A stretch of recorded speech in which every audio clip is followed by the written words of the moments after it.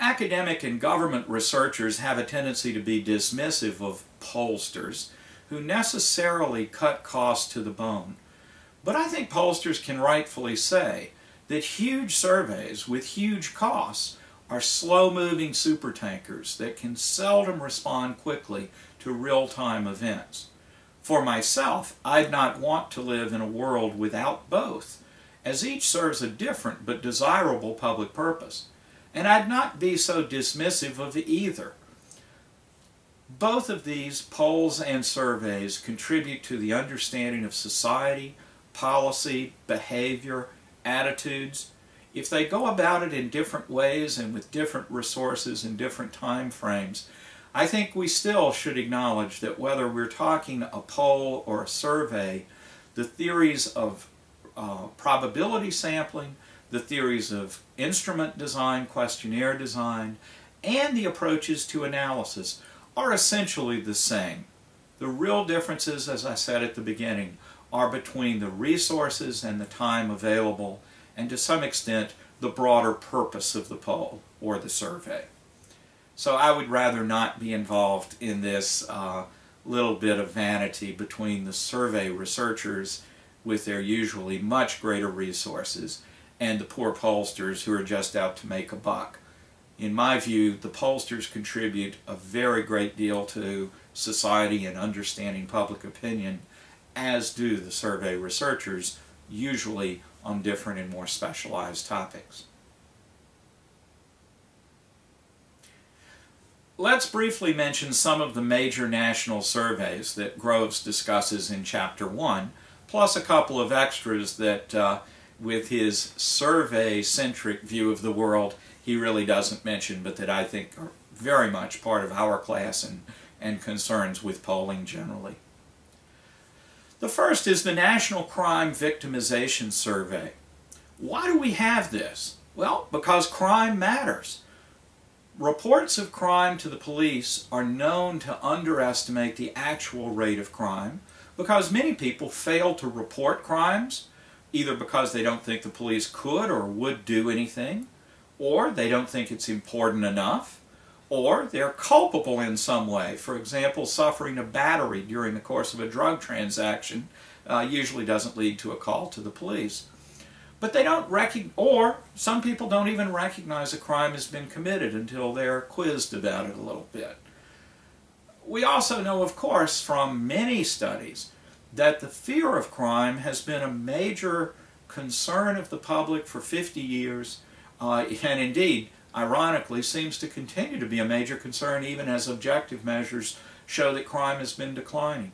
So the National Crime Victimization Study is one of those objective measures. How do we know the level of crime that's really occurring in the country when for quite a few people, and somewhat surprisingly, the belief is that crime has increased even when other measures show it's gone down? How do we understand that? While we continue to collect reports of crime that go to police through the FBI's Uniform Crime Reports, in 1973 we collectively decided that we needed better measures of crime and victimization. Also, it should be added that some police departments famously failed to report their crimes accurately to the FBI, and whether under political pressure or organizational pressure in the police force, those inaccuracies caused real doubts about the actual level of crime in some cities. I have to mention Chicago as one example of that. Finally, a survey can identify many other aspects of crime through the process of interviewing that the victim can not be measured from, you can measure these aspects of crime through asking the victim what happened. Those more subtle details aren't available in the uniform crime reports that the FBI collects. The National Crime Victimization Survey is conducted by the Census Bureau. Its target population is adults and children 12 and over, both in the civilian and non-institutionalized population. The sampling frame is U.S. households using an area probability sample with clustering, and the survey uses repeated interviews every 6 months within households over a 3-year period. So you also capture some dynamics of crime at the individual level and the household level. The sample size is quite large, 41,800 households with 78,600 persons. The interview methodology is face-to-face interviews with additional telephone interviews. This is an example of exploiting technology that after the initial recruitment into the victimization survey, which is done face-to-face, subsequent follow-up interviews with at least a substantial fraction of respondents can then be done using the cheaper telephone interviews.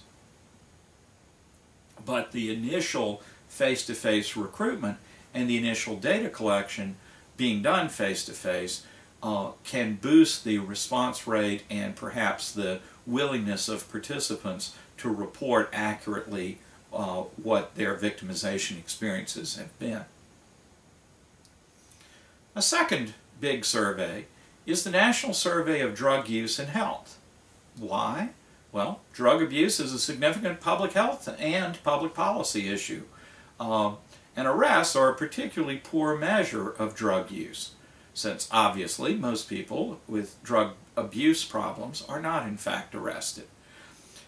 By using a survey, we can also understand better what factors are associated with drug use or abuse, and what efforts individuals may be taking to cope with that abuse. Are they trying to seek treatment, or are they not trying to seek treatment? Those kinds of measures are only available through a survey. This survey was begun in 1971. It's conducted by RTI, which stands for the Research Triangle Institute, located in the Raleigh-Durham, Chapel Hill research area of North Carolina. You should go check the RTI website and get a sense of what a very large survey operation and research operation looks like. The targeted population, as with the victimization study, is non-institutionalized population 12 and over. The sampling frame is U.S. households, and the sampling design also is a multi-stage, stratified, and clustered area probability sample. The sample size is even larger, 41,487 housing units with 67,870 persons. Mode of interview? Now this is interesting. Interviewer administered but computer-assisted personal interviews. The acronym is CAPI, C-A-P-I. What this means is that the interviewer shows up not with a paper and pencil questionnaire, but with a laptop computer that presents the questions and records the answers for the interview. But what's an interesting innovation in this drug study is that some sensitive items are administered by something called audio computer-assisted self-interview, ACASI, A-C-A-S-I. Why is that done? Well, if you're asking people about drug use, that is a sensitive area. The people may very well be reluctant to report drug use to an interviewer. And so the technology here allows the interviewer to turn the laptop around so that only the respondent sees it, to plug in a headphone so that the interviewer doesn't know what questions are being asked, and to then play an audio of the questions with the respondent hearing the audio over the headphones privately, and then they themselves enter the response that reflects their experience or their drug use. These ACASI systems are being widely used to probe sensitive behavior where there's a fear that respondents might not answer questions honestly when confronted with a face-to-face interviewer. Sorry, we're having a little noise here because the cat is playing. Let me encourage her to leave.